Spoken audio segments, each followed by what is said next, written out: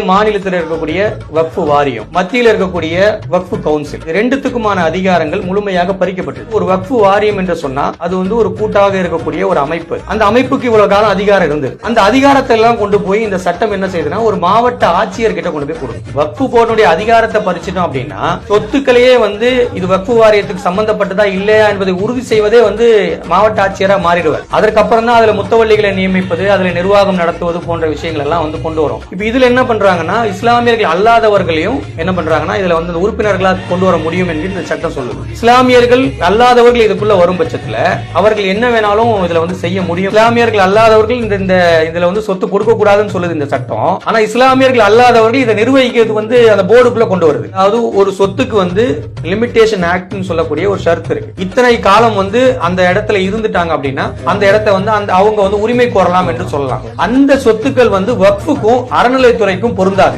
இதான் இவ்வளவு நாள் இருந்த சட்டம். ஏன்னா என்னைக்கு அது நம்முடைய அறநிலைத்துறை சட்ட சொத்து என்பதோ வக்ஃபு சொத்து என்பதோ நமக்கு என்னைக்கு தெரிய வரும் தெரியாது. அப்ப நம்ம அதுக்கு லிமிடேஷன் ஆக்ட் பொருந்தக்கூடாது. ஆனா இந்த சட்டத்தின் அடிப்படையில 12 வருடம் ஒரு இடத்துல ஒருத்தர் இருந்துட்டார் அப்படின்னு சொன்னா அவர் இந்த சொத்தை என்னுடைய சொத்து என்று கிளைம் பண்ணலாம் என்ற சரத்து உள்ளடக்கிறது.